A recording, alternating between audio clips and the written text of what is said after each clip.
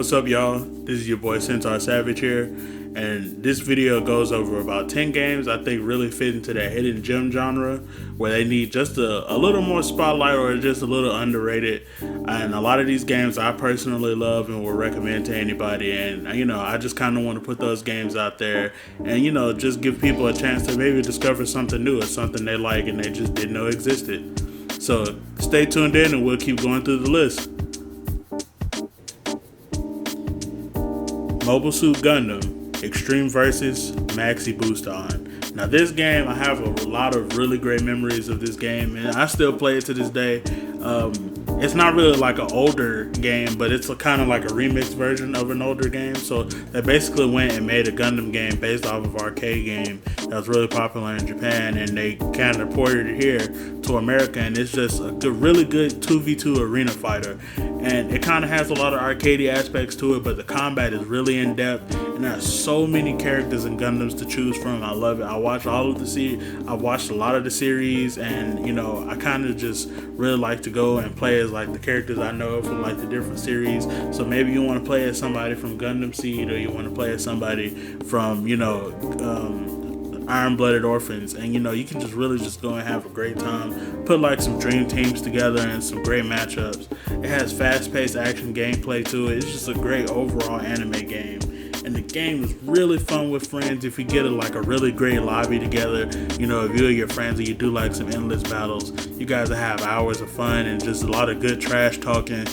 and there's a lot of characters to pick from, so you can just kind of customize fights how you please and just go in there and have a ball of a time. This might be one of the best anime games created, in my opinion, just from the character representation and the gameplay alone. It's just a 10 out of 10 game in my opinion, and I feel like more people should definitely know about this game and play it. I know Gundam Evolution did really well, but this game, I really feel like is a really good take on the series and just the combat of like a Gundam game in general, because it really makes you feel like you're in the show, and that's just a really dope experience when it comes to an anime game replicating a lot of the stuff that you see in the show. So dope game, dope. The soundtrack is 10 out of 1,000 out of 10, and just overall everything's great about this game. So yeah, man, try it out and love it.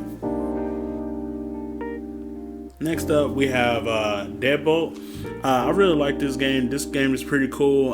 What I really like about this game, so it's a 2D mission-based game where you play as a Reaper, but you're also a mercenary, and so you hunt all the kind of supernatural beings of the night. So you're basically like a supernatural hitman. So sometimes they'll have you fighting zombies, because the zombies are apparently gang leaders in this game, and they have like these vampire brotherhoods and all that kind of stuff, and you're the guy they send to get rid of them. You're basically supernatural John Wick. The game has plenty of swag to it. The soundtrack is really dope, and I really like the art style to it. Even the pixels and the bits, they look pretty well rendered. I played it on PC, and I haven't seen any worse performance in any of the gameplay videos I've seen. It has very engaging level design. It kind of gives me that Steam World Heist kind of vibe to it, and so it's slower at points, but it's also pretty fast once everything starts playing out in the way you want it to. And so yeah, I just really like this game. I like a lot of games where you can be a mercenary of some kind. So yeah, this game really hit home for me, and I really enjoyed it. Now we have Immortal Realms Vampire Wars. Now, I'm not a really big 4X game person. I like them, but I'm not really good at them sometimes. But I really love this one. I like vampire games where they kind of delve into that vampire lore that we all kind of love, and it gives kind of those Bram Stoker vibes to it. And so it's a turn-based, 4X game that kind of has grid-based combat. It has really good vampire, game and lore aspects to it.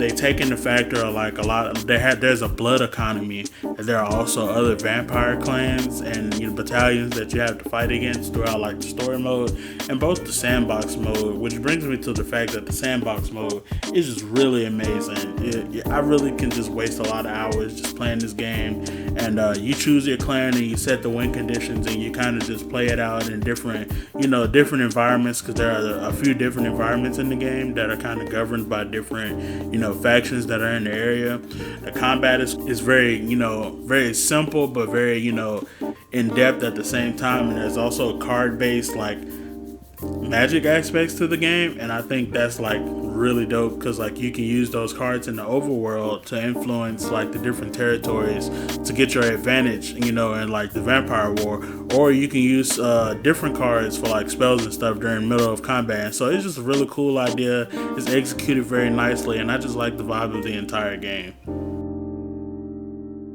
Alright, next up we got Gravity Rush 2. Now this is maybe one of my favorite hidden gem games of all time. Like, I really love this game. It's a JRPG game that takes place in the open world where you play as a character named Kat, and you have these really cool gravity powers that just allow you to manipulate gravity and kind of simulate like that flying feeling, because it's really more like she's falling in the direction because she's manipulating gravity in the direction that she's looking. And so you can do that. You can gravity slide, and in the second game you definitely get like a lot of different powers that complement that. So you get like a form where you're kind of really floaty but like you move really fast, and there's another one where you become heavy, and then you hit harder of course, but you move a little slower. And so yeah, the combat's cool, the physics are amazing. The game like reacts to like how she's standing when you manipulate gravity, so her hair always flows in the direction downward towards where normal gravity is. And I just thought that was so cool how they kind of implemented that feature into the game to where it's just beautiful, and the art style is beautiful, and the game even created its own like custom language for characters to utilize and go in and kind of give the game some character and give it its own life to it. And I really felt like the world was lived in, and it's just beautiful.